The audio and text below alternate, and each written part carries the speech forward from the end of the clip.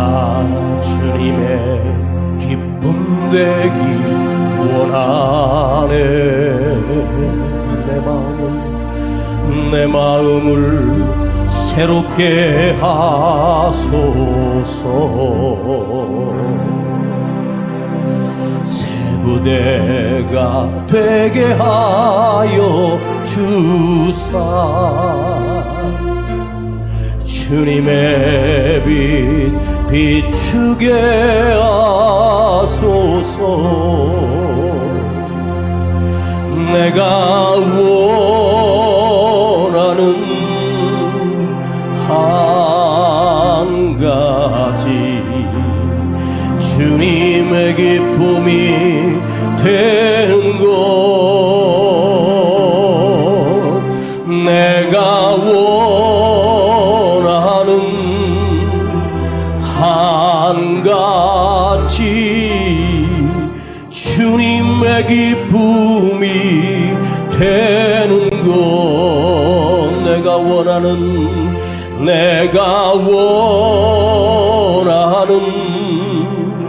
한 가지, 주님의 기쁨이 되는 것. 내가 원하는 한 가지, 주님의 기쁨이 되는 것. 한 번만 더. 내가 원하는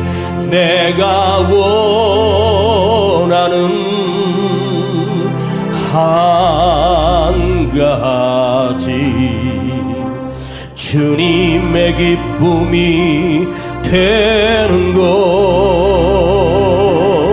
내가 원하는 한 가지, 주님의 기쁨이 되는 것.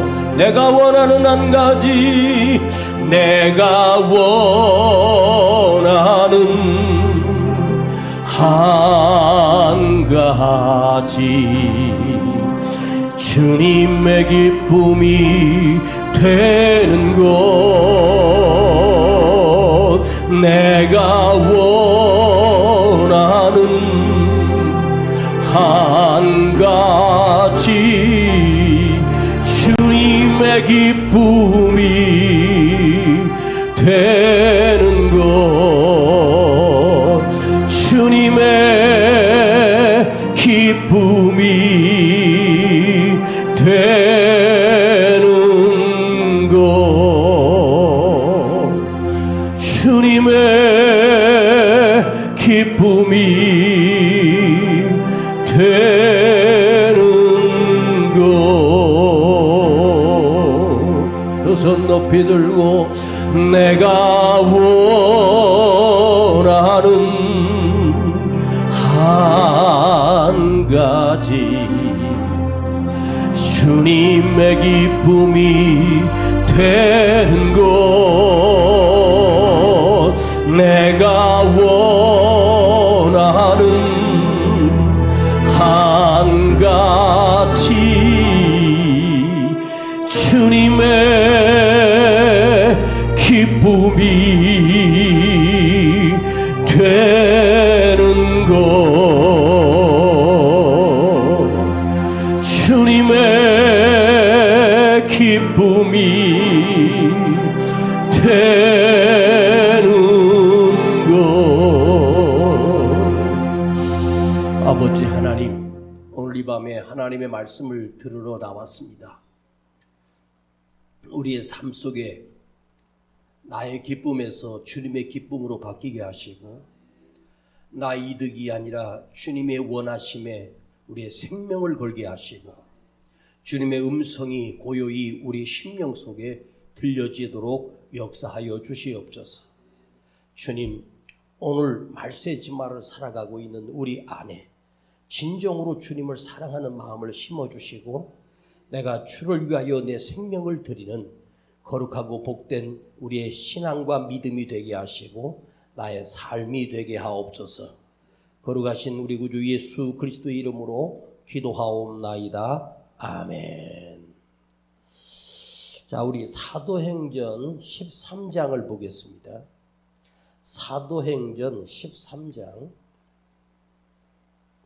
50절로 52절까지입니다. 사도행전 13장 50절부터 52절까지 신약성경 211페이지 사도행전 13장 50절부터 52절까지 읽습니다. 시작. 이에 유대인들이 경건한 귀부인들과 그 성내 유력자들을 선동하여 바울과 바나바를 핍박해 하여 그 지경에서 쫓아내니 두 사람이 저희를 향하여 발에 티끌을 떨어버리고 이고니온으로 가거늘 제자들은 기쁨과 성령으로 충만함으로. 아멘. 기쁨과 성령이 충만하니라.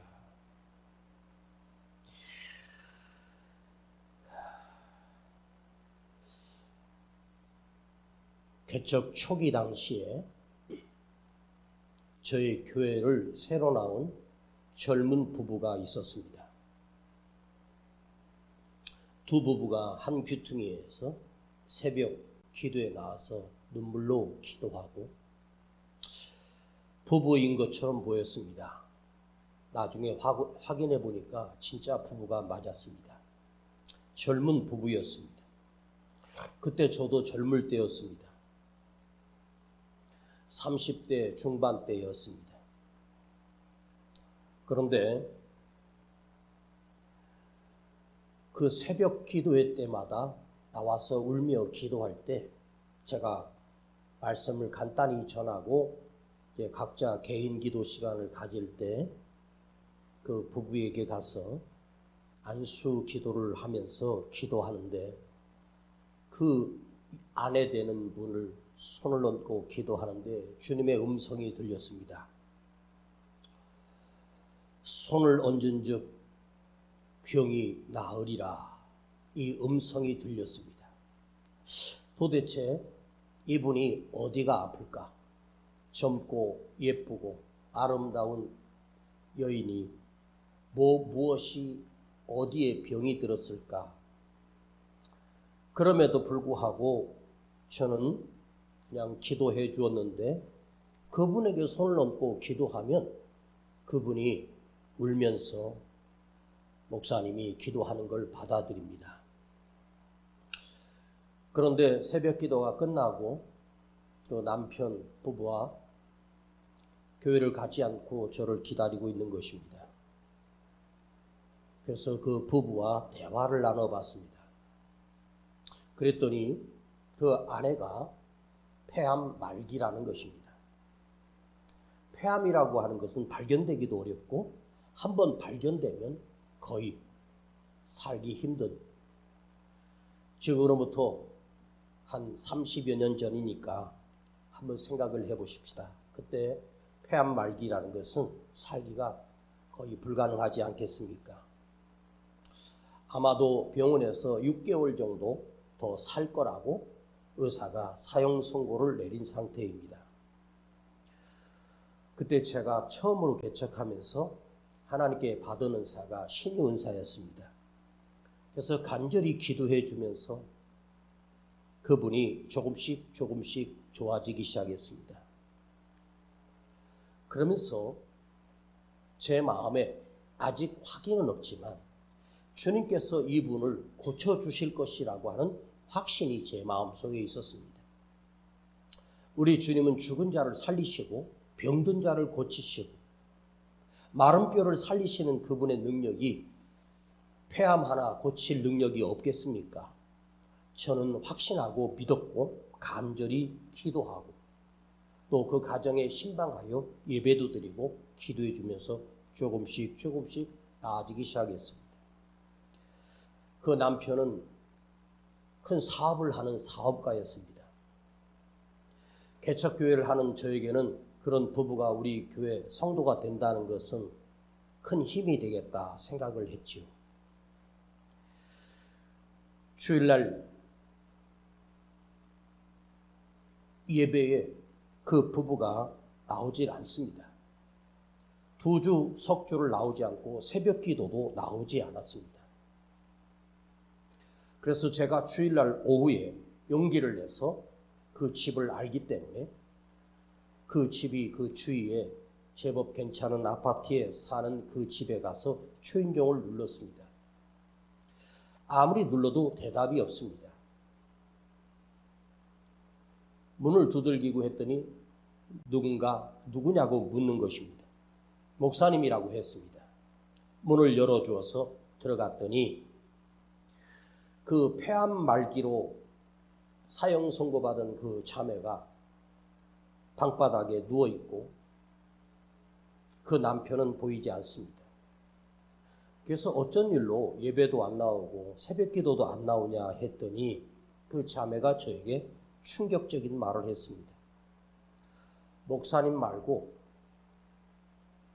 어디 용한 기도원 원장에게 기도를 받았는데 그 원장님이 기도해줘서 자기가 치료받았으니까 더 이상 그 교회는 나가지 않겠다는 것입니다. 그리고 목사님 저희 집에 다시는 찾아오지 마십시오. 이 말을 들었을 때 제 마음이 얼마나 무너져 내렸으면 30년이 지난 지금도 그날의 그 사건을 저는 생생하게 기억을 합니다. 그 집을 나오면서 제가 그 아파트 현관에 신발을 신기 바로 전에 문지방이 하나 있지 않습니까? 신발을 벗고 들어가면 살짝의 턱이 있습니다. 한 계단도 되지 않는 반 계단 정도의 높이로 턱이 하나 있습니다. 거길 나오면서 제가 제 발바닥에 있는 걸 그 턱, 문턱 지방에 3번 정도 비비고 나왔습니다. 그걸 무엇이라고 하느냐? 발에 티끌을 떨어버리고 나왔습니다. 그렇다고 해서 그분들이 저주 받으라는 기도를 해본 적도 없습니다. 제가 발에 티를 그 문지방에 털어버리고 나온 이유는 이제 그대와 나는 더 이상 상관이 없다, 관계가 없다입니다. 그러다가 한두 달쯤 지나서 그 어머니가 전화가 왔습니다. 서울에 있는 서울대학병원에 입원해 있다고 하는 것입니다. 서울대학병원에 가서 보니까 이 자매가 얼굴이 황달이 크게 달해 있고 마지막 호흡을 숨을 쉬고 임종에 가까운 것을 보고 그 자매를 붙들고 간절히 기도해주고 나왔습니다. 그리고 그 자매는 한 이틀 뒤에 사망했고 그 장례식에는 제가 가지 않았습니다. 제가 그때 그 집에 제 발에 티끌을 떨어버리지 않고 나왔으면 얼마나 좋았을까. 발에 티끌을 떨어버리고 나왔다는 사실이 그때 제가 너무 옹졸했고 내가 너무 부족했다는 사실을 지금은 후회합니다. 그 이후로 목회를 하면서 성도들 가정의 신방이나 성도들을 만나서 단 한 번도 제 발에 티끌을 떨어버리고 나온 적은 없습니다. 그 집에 가서 그 집에 나올 때 발에 티끌을 떨어버리고 싶은 생각이 드는 성도도 있었겠지만 그 이후로는 그러지 않았습니다. 목회를 할 때 목회의 모든 발목을 잡고 늘 반대하는 집사가 있습니다. 와서 자기가 뭘 확인하고 교회 정관도 자기가 만들어서 저에게 이렇게 바꾸라고 하는 집사님이 계셨습니다. 참다 못해 그 사무실에 가서 집사님, 그 집사님이 하는 그이가 앉아있는 의자에 딱 앉아서 내가 당신에게 이래라 저래라 시키면 기분 좋겠습니까? 나는 목사의 아들로 태어나 하나님께서 기름 부어 주의 종이 되었고 이 교회 담임 목사로 있는 한 집사님이 나에게 다시는 이래라 저래라 하지 마십시오. 이후에라도 목사에게 이렇게 저렇게 나를 이렇게 바꾸고 저렇게 바꾸라고 저에게 말씀을 하신다면 내가 집사님 집에 발에 티끌을 떨어버리겠습니다. 그리고 새벽에 딱 한 번 이렇게 기도한 적이 있습니다. 너무 힘들어요. 주님, 좀 깨닫게 해주세요. 그 집사가. 상식적인 이야기라면 제가 얼마든지 듣겠지만 이건 상식이 아니고 그냥 뭐 표현할 수 없을 정도로 그래서 딱 한마디 했습니다. 하나님께서 그 집사가 깨닫게 해주시고 하나님의 순결한 성도가 되게 하시고 충성된 일꾼 되게 해달라고 기도했습니다. 그리고 얼마 뒤에 제가 주님 깨닫게 해주세요 했던 그 기도 하나 때문인지는 모르겠습니다만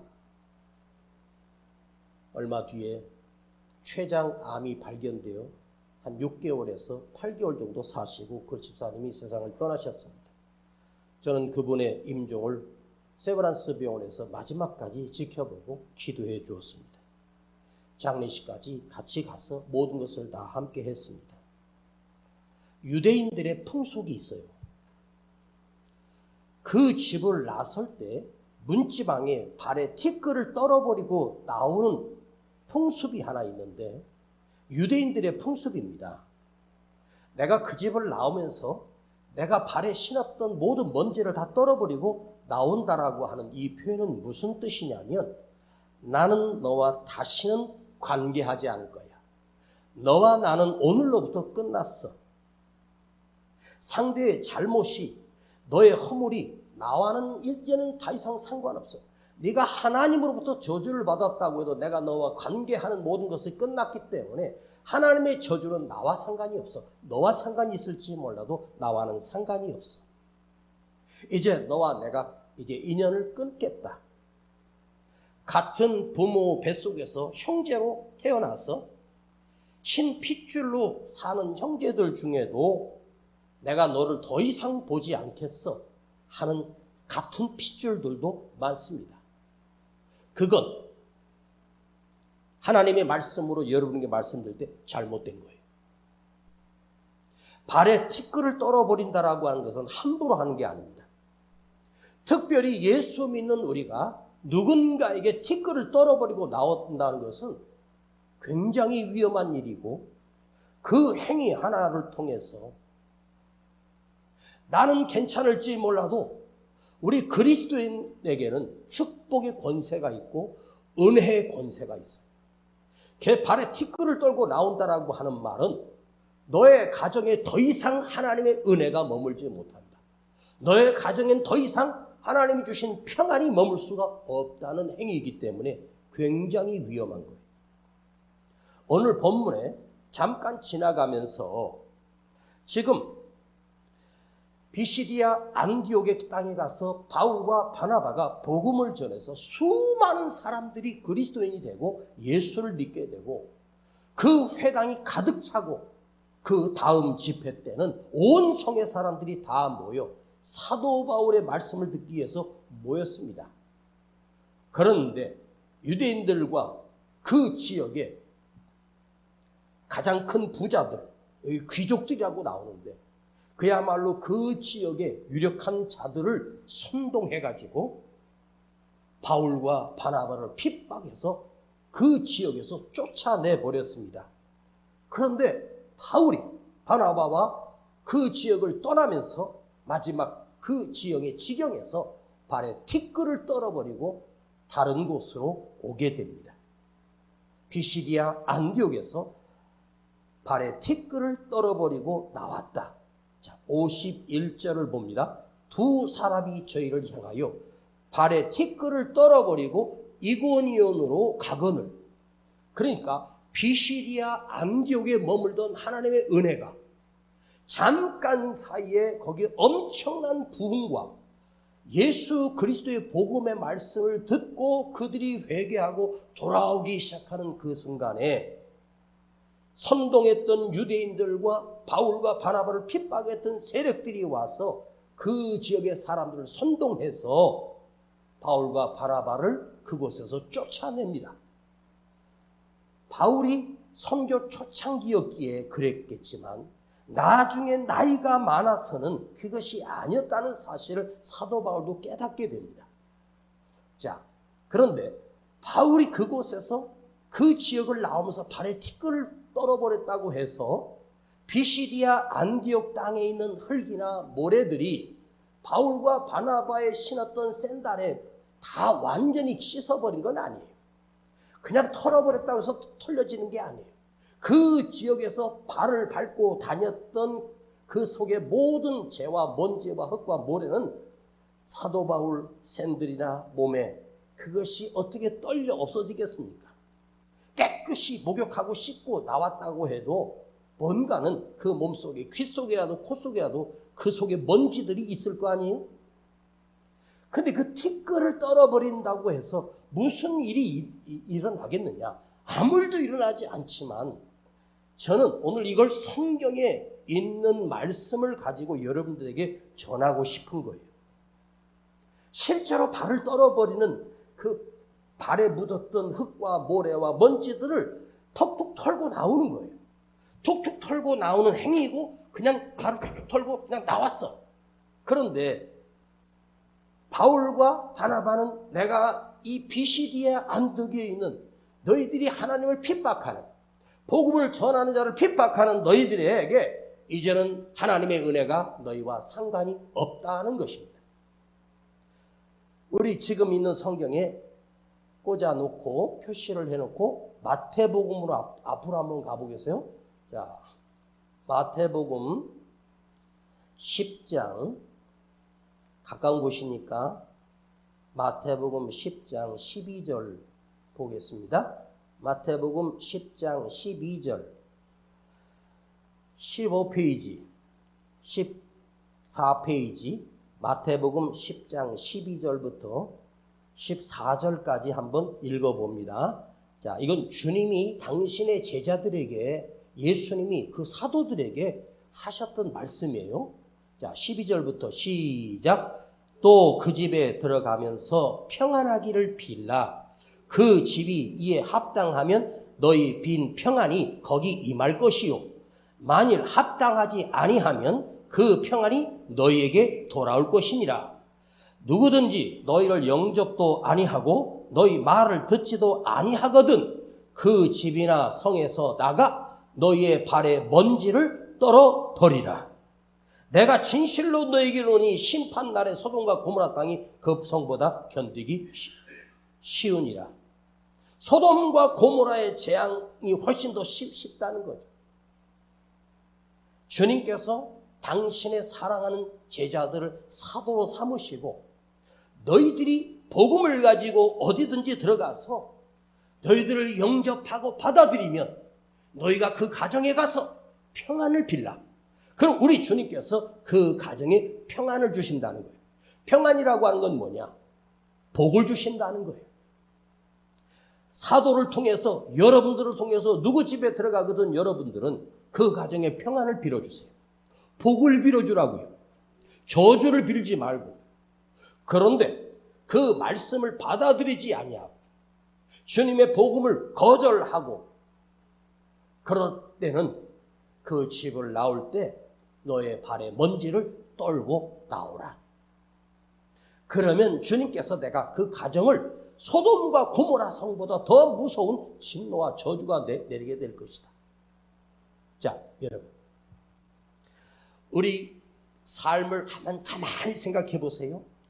저도 이 삶을 살면서 수많은 설교를 하고 말씀을 전해보고 많은 말씀을 묵상하면서 깨닫게 된 한 가지가 있어요.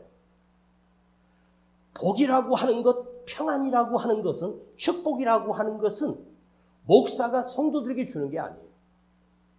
목사가 성도들에게 그 가정을 위해서 평안을 빌고 복을 빌면 누가 복을 주시고 평안을 주시냐? 우리 주님이 역사하시는 거예요. 저에겐 그런 권세가 없어요. 여러분 축복은 할 수 있고 여러분을 위해서 기도는 할 수 있어도 내가 여러분에게 직접 복을 주거나 평안을 줄 수 있는 능력이 나에게는 없어. 그러나 나의 간절한 기도를 들으시고 평안을 주시고 복을 주시는 분은 하나님이시란 말이에요. 이것이 우리 인생에 우리가 모르는 사이에 움직이고 있는 놀라운 원리예요. 여러분, 남에게 너무 악하게나 너무 상처를 주고 그래서 원수되게 하지 말란 말이에요. 그 사람이 세상 사람이고 이방인이고 주님의 사람이 아닐지라도 그것이 어쩌면 내 인생에 꼬이게 될 수 있고 그것이 때문에 막혀있기 때문에 주님과 내가 막힐 수 있는 거예요. 또한 여러분들이 때로는 누군가에게 들어서 합당치 않아요. 나를 저주하고 퍼붓고 욕을 하고 비방을 해요. 그럼에도 불구하고 우리가 함부로 발에 티끌을 털고 나오면 안 된다는 거예요. 그래서 또 참고 또 참고 참아야 되지 않겠습니까? 제가 아까 간증했던 그것은 제 목회에 제가 경험했던 사건입니다. 그 임종을 앞두고 제가 그 서울대학 병원까지 가서 그 임종 앞에 그 영혼을 붙들고 주님을 시인하게 했고 주님을 고백하게 했고 그리고 예수를 믿고 오늘 떠나도 주님 앞에 가게 해달라고 제가 간절히 기도한 이유가 그 집에서 나올 때 발에 티끌을 턴 것이 너무너무 후회스러웠어. 그래도 목사가 우리 교회를 나오지 않더라도 다른 곳에 가서 바르게 신앙생활해서 또 건강하게 치유돼서 믿음 생활하면 참 좋겠지 하고 생각했으면 되는데 배신감에 그냥 그렇게 해버린 거예요. 이게 무서운 거예요. 제가 하나님의 말씀을 이런 협박하려고 하는 게 아니라 목사에게만 아니라 여러분에게도 해당돼요. 여러분은 누군가에게 그렇게 태클을 턴다는 건 굉장히 위험한 일입니다. 누구든지 너희를 영접하지 아니하고 너의 말을 듣지 아니하거든 그 집이나 그 성에서 나가 너의 발에 먼지를 털어버리라. 주님이 이렇게 말씀하셨거든요. 여러분, 우리 인생이 복이라고 하는 것과 저주라고 하는 것은요 너무 가까이 붙어 있어요. 내 인생이 복된 인생이 될 수 있고 저주받은 인생이 될 수 있는 것은 멀리 떨어져 있는 것이 아니에요. 근데 내가 복된 인생이 되고 저주받은 인생이 되는 것은 내가 선택하는 게 아니에요. 나의 선택은 주님의 말씀을 영접하고 주님의 말씀을 받아들일 때 주님으로부터 내 삶에 복이 임하게 되고 평안이 임하게 되고 축복이 임하게 되는 거예요. 아멘.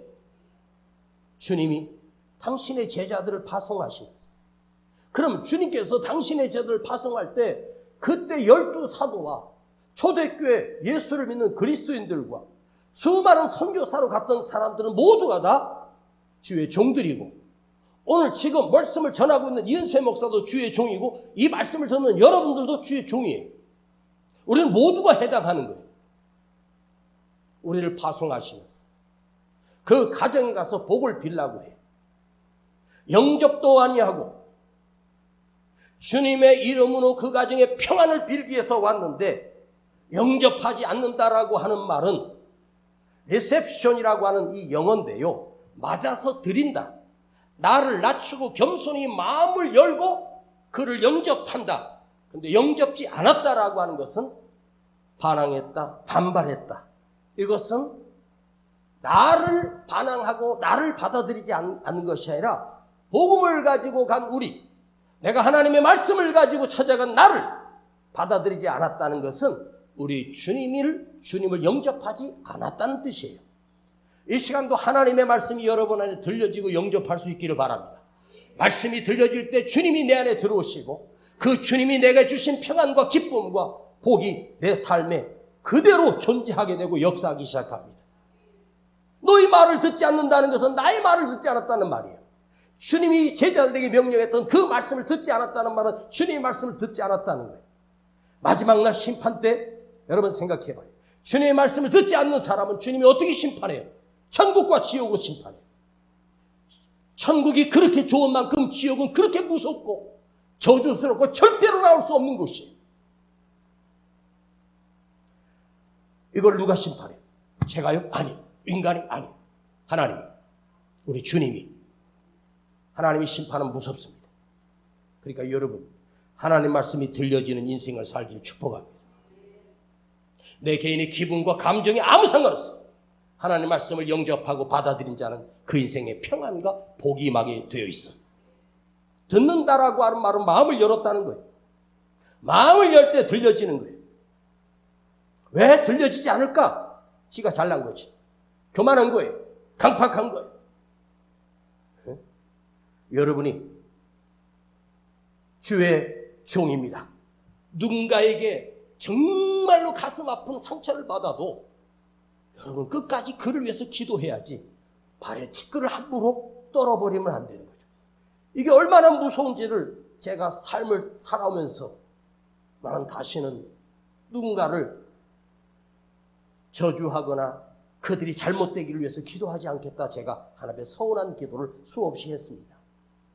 근데 사도 바울이 이 비시디아 안디옥에서 복음을 전하고 그들이 그 복음을 듣고 온 송이 소동이 일어나고 역사가 일어났어요. 그런데 몇 명의 유대인들과 선동하는 사람들을 통해서 바울이 그 지역을 벗어날 때 발에 티끌을 떨어버립니다. 그런데요, 비시디아 안디옥에는 놀랍게도 교회가 세워져요. 그런데 비시디아 안디옥에 있는 그 선동했던 그 유대인들은 영원히 여호와 아버지 하나님 회중에 들어오지 못한 저주받은 자가 돼요. 그렇게 힘들게 바울이 그 병든 몸을 이끌고 와서 생명의 복음을 전했는데 자기 자신을 헌신하고 죽여서 그곳에 복음을 전했어요. 예수 그리스도의 복음을 전했어요. 여러분 이 시간이 되면 23장 한번 12장부터 이 도시에서 일어난 것을 한번 읽어보시고 5분이면 다 읽어요. 대충 읽어도. 그렇게 열정을 다해서 복음을 전했는데 몇 사람들이 선동을 해서 바울과 바나바를 쫓아내버려요. 자, 여러분 오늘 우리가 들어야 될 하나님의 말씀은 바울이 영혼을 사랑하는 마음으로 자기를 희생하고 자비를 낭비하며 그곳에 가서 복음을 전했습니다. 사도 바울이 그곳에 가서 주의 복음을 전했을 때 바울이 그들에 가서 무언가 얻기 위한 인간적으로 조금이라도 플러스 조금이라도 이득되는 것을 노렸던 것은 전혀 없는 거야. 바울이 그곳에 가서 돈을 벌기 위함도 아니고 무슨 건강 뭔가를 얻기 위해서 자기가 더 출세하는 걸 얻기 위해서 바울은 조금도 그것이 없었어. 자기와 똑같이 그들도 예수를 영접하고 복음을 영접하고 그리스도를 믿는 그리스도인 되게 하기 위하여 바울과 바나바가 그곳에 간 거죠. 그렇죠? 무엇을 얻겠다고? 그곳에서 바울에게 뭔가를 해준 것이 있습니까? 솔직히 오늘날 목회자들은 교회에서 엄청난 사례와 엄청난 대접과 그런 조건들과 그런 걸 많이 받으면서 목회하는 목회자들이 얼마나 많아요. 교회가 좀 풍성하고 클수록 그 목사는 그야말로 엄청난 수입을 얻으면서 살 수 있어요. 저는 그냥 우리 교회에서 기본적으로 내가 한 달 동안 생활할 수 있는 정도, 헌금하고 할 수 있는 정도에서 그걸 내가 받는 것 자체가 청계산에 있을 때는 교회를 짓고 거기서 8년 동안 사례비를 안 받았어. 진짜 사례비 안 받았어. 제가 그때 여기저기 불러주는 집회를 다니면서 그거로 아이들 교육시키고 그리고 살았어. 왜 제가 그런지 아십니까? 내가 이걸 월급 받거나 이득을 위해서 하는 것이 아니라 바울과 바나바와 그 어떤 사도들과 똑같이 정말 이 영혼들이 예수의 복음을 듣고 구원받고 진정한 믿음의 사람으로 세워지는 것이 제 심장에 지금도 동일하게 남아있기 때문입니다. 이건 제 진심입니다. 사랑은 낭비입니다. 왜 주님이 이 땅에 오셔서 십자가에서 찢겨 죽으셨는지 아십니까? 자기 생명을 버리셨습니다. 당신의 삶을 낭비하셨습니다. 옥합을 깨뜨릴 때 가룟 유다가 옆에서 그 여인에게 뭐라고 욕을 합니까? 미쳤구나. 이것이 얼마짜리인데 이걸 팔아서 가난한 자들에게 나눠주면 얼마나 많은 사람들을 도울 텐데 이걸 왜 허비했느냐 낭비했느냐고 비난합니다. 그때 주님이 놔둬라. 저가 나의 장사할 날을 위하여 나의 십자가 죽음을 위하여 미리 옥합을 나에게 부었느니라. 주님이 그 마리아의 옥합을 그대로 받으셨습니다. 여러분이 자녀를 키울 때, 깐난하게 태어난 그 자녀들을 키울 때, 핏덩이를 젖물릴 때 엄마들은, 부모들은 한번 생각해요. 어떤 정성과 사랑으로 여러분의 자식을 키웠습니까? 자기 손가락을 다 깨물어 살덩어리를 찢어서라도 애기에게 먹이고 싶은 게 애미의 심정이고 부모의 마음 아닙니까? 온갖 정성을 다해서 자식을 키웁니다. 아마 자식을 위해서 엄마나 아버지가 무엇을 목숨이라도 희생할 수 있는 부모가 아닌 사람이 있겠습니까? 전부가 다 부모의 마음은 자식을 위해서 다 내어줍니다. 그래서 그들이 이렇게 큰 거예요. 그러나 그 자식은 부모의 그 정성과 희생을 몰라. 그냥 살짝 고마운 정도예요. 주님은 우리를 살리시기 위해서 어떻게 하셨습니까? 당신의 생명을 낭비하시고 허비하셨습니다. 그런데 오늘 본문에 바울과 바나바가 이 성을 나올 때 제자들은, 여기서 바울과 바나바가 누굽니까? 제자들입니다. 또한 그 성에 예수 그리스도를 영접한 사람들입니다. 핍박 속에 있는데 그 제자들은 저와 여러분들을 포함합니다.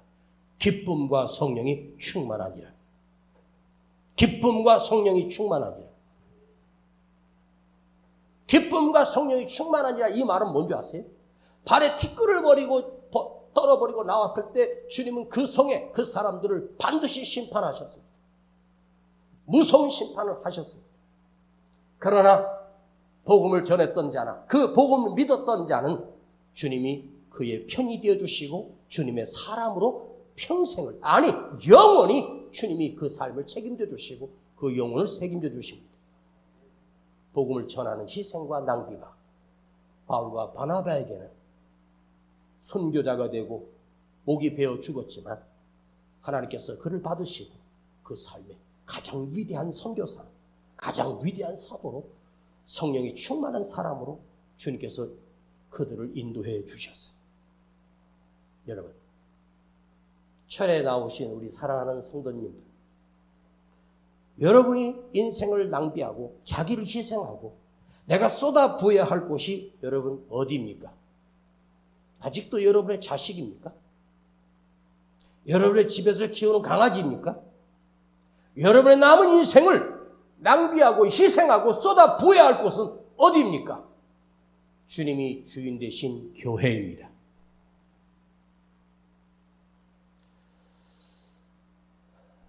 오래전부터 알고 있던 목사님, 경기도 광주에서 목회하는 목사님이 전화가 왔습니다. 오랜만에 통화했더니 그 목사님이 올해 말로 은퇴를 하신답니다. 아니, 더 하실 수 있는 걸 왜 은퇴하냐 그랬더니 이제 힘들어서 더 이상 못하겠다. 그 목사님 보니까 노후 살 거 다 준비해 놓으셨더라고요.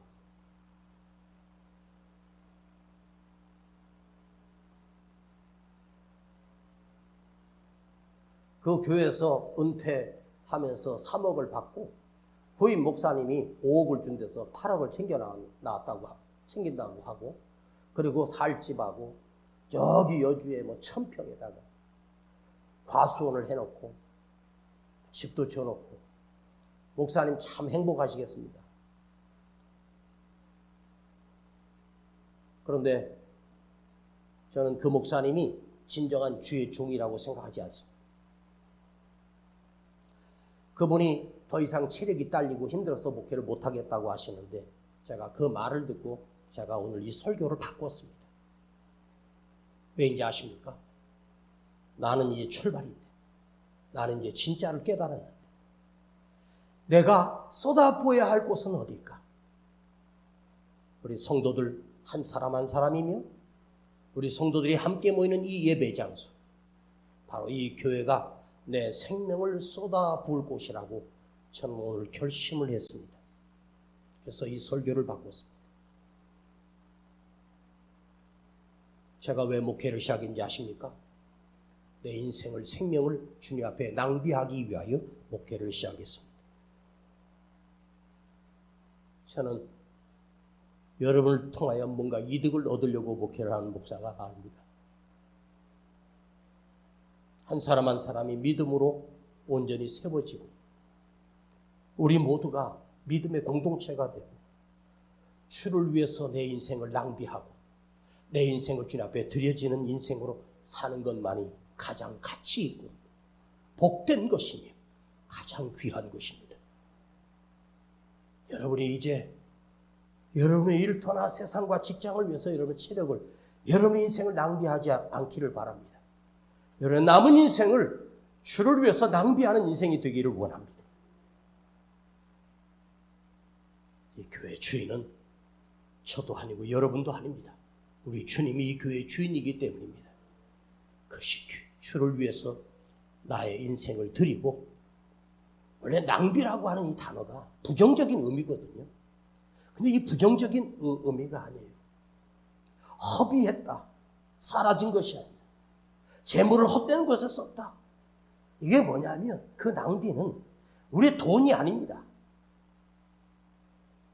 주를 향한 헌신, 주님을 사랑하는 그 사랑, 주를 향한 나의 사랑, 이것이 낭비입니다. 여러분, 사람과 사람 사이에도 내가 누군가에게 베푼 손길, 누군가에 베푼 사랑은 하나님께서 그 손에서 주었던 것보다 최하 30배, 60배, 100배 커지게 하시는 분이 우리 하나님이십니다. 누군가 여러분의 심리를 가자고 요구합니다. 안 갈 수도 없이 억지로 갔습니다. 근데 오리까지 왔어요. 2km 왔어요. 이제 됐지 하고 돌아섰는데 다시 돌아갈 수가 없어요. 어떻게 할 거예요, 여러분? 남은 오리 어떻게 할 거예요? 어차피 심리를 가자 했는데 오리 왔으니까 끝까지 가야지요. 가다가 말면 간 것도 아니잖아요. 자, 여러분이 지금까지 주님 앞에 억지로 오리까지 왔어요. 2km쯤 왔어요. 근데 주님이 나에게 심리를 같이 가자 그래요. 그럼 어떻게 하시겠습니까? 남은 오리를 어떻게 하시겠습니까? 남은 2km를 어떻게 하시겠습니까? 처음엔 억지로 부득이 할 수 없이 저도 코 껴가지고 목회 시작했는데 주님 앞에 내가 억지로 힘들어 왔는데 지금은 1시간이, 하루가 저에게는 얼마나 소중한지 모릅니다. 그러면 주님이 함께 가자고 나를 끌고 왔어요. 주님의 이득을 위하여 나를 끌고 온 것이 아니라 나를 살리시기 위해서 주님이 같이 가자고 우리를 끌고 오신 거예요. 그러면 이제 남은 오리는 어떻게 해야 돼요? 기쁨으로 가야죠. 그렇죠? 지금까지 나를 위해서 살았으면 주님의 주신 은혜를 생각하며 나도 주님께 뭔가를 드리고 가야 되지 않겠습니까? 어쩌다가 모르고 온 사람들 많아요. 이제는 알고 가야죠. 만난 주님이 여러분 안에 있어야 되겠죠. 지금까지 남을 위해서 살았으면 이제 주를 위해서 살아야죠. 지금까지 나만 위해서, 자기만 위해서 살았다면 이제 주를 위해서 살아야 되지 않겠습니까? 이것이 믿음입니다. 강요된 희생에서 코 껴서 저도 그 좋은 회사 버리고 목회 시작했습니다. 코 껴서 시작했습니다. 힘들어 하면서 여기까지 왔습니다. 돌아보니 모두가 은혜이고 모두가 감사한 일이고 모두가 축복이었습니다. 나는 다시 태어난다고 해도 주님이 나를 부르시면 천부의 의지 없어서 손 들고 옵니다 하고 순종할 것입니다. 가장 복된 인생이 무엇일까요?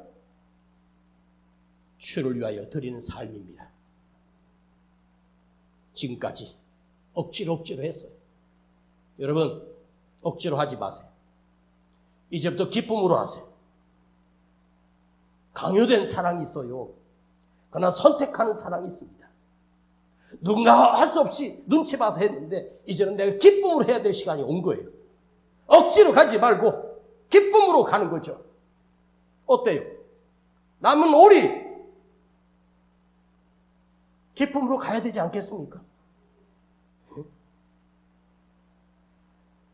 여러분이 태어난 것도 내가 태어나고 싶어서 태어난 사람 없어요. 자기도 모르게 주어진 삶을 살고 있습니다. 인생은요, 모든 인간은 다 낭비하고 자기만 위해서 허비하다가 끝나는 것이 인생입니다. 그런데 가장 복된 인생이 뭐냐? 주를 만났고 주를 위하여 드려지는 삶을 사는 인생이 가장 복된 인생입니다. 아멘. 여러분, 지금까지 헛된 낭비했다면 진짜 낭비는 지금부터 시작하십시다. 주를 위하여 사십시다. 할렐루야. 왜 나는 불행하다고 생각할까? 나는 왜 행복해 본 적이 없을까? 자기만 위해서 살았기 때문에 불행한 거예요. 주를 위해서 살면 주님이 우리에게 평안을 주시고 기쁨을 주셔. 할렐루야. 남은 오리, 저도 이제 여기까지 왔습니다. 남은 오리, 주를 위하여 기쁨으로, 내가 원하는 건 주님의 기쁨이 되는 삶을 살아야지. 우리 교회가 끝까지 세상이 어쩌고 저쩌고 해도 이 신앙을 지키고 믿음을 지키는 그런 우리 모든 주의 종들이 되기를 축복합니다. 주님, 나도 모르게 왔고 나도 모르게 살아왔습니다. 그러나 힘들었습니다. 남은 인생을 주를 위하여 살기를 원하고 주님 앞에 기쁨으로 드려지는 믿음의 삶을 살게 하여 주시옵소서. 억지로 하는 자가 되지 않게 하시고 기꺼이 기쁨으로 드려지는 가장 가치 있고 아름다운 오직 주를 위하여 내 생명을 드리는 멋진 인생으로 나를 갖고 가게 하여 주옵소서. 우리 주 예수 그리스도의 이름으로 기도하옵나이다.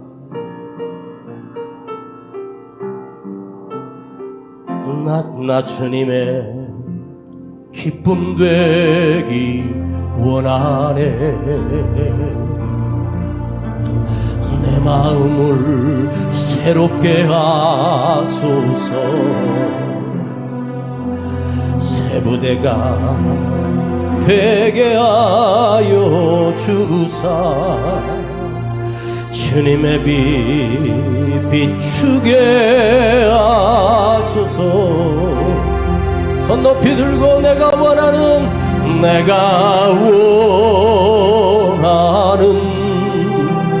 한 가지 주님의 기쁨이 되는 것,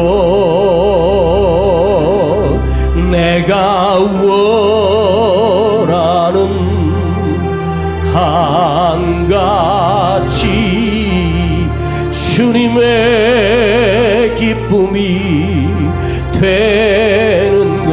한 번만 더 간절하게 나의 고백으로 내가 원하는 한 가지 주님의 기쁨이 되는 것. 주여, 내가 원하는 한 가지 주님의 기쁨이 되는 것. 오늘 밤에 이렇게 기도합니다. 주님, 억지로 뭐가 맡은 일이 있어서 억지로가 아니라 이제 기쁨으로 주를 위하여 내 삶을 드리겠습니다. 주를 위하여 살아가겠습니다. 기쁨으로 주님을 섬기는 내 인생이 되게 하시고 주님 외에 나의 남은 인생을 낭비하게 하시고 주님 앞에 내 생명을 드리기를 원합니다. 모두가 다 지치고 무너지고 주여 모든 것이 다 무너지는 이 악한 세상에 주여 몇 명의 사람들이라도 주를 위하여 나의 삶을 드리고 주를 위하여 내 인생을 허비하며 낭비하는 거룩하고 복된 자들이 살아나게 하시고 오늘 우리 교회 안에 그런 자들이 일어나게 하시고 그런 믿음의 사람들이 존재하게 하시고 그런 결단들이 우리 마음에서 일어나게 하여 주시옵소서. 주님, 나를 주님 앞에 드립니다. 주님, 영광 받으시고 내 생명을 드리고 내 시간을 드리고 내 건강을 드리며 주를 위하여 쓰임받는 인생 되게 하옵소서. 주님 앞에 오늘 이 밤에 간절하게 고백하고 여러분의 소원을 주님 앞에 드립니다. 주여 부르고 기도합니다. 주여!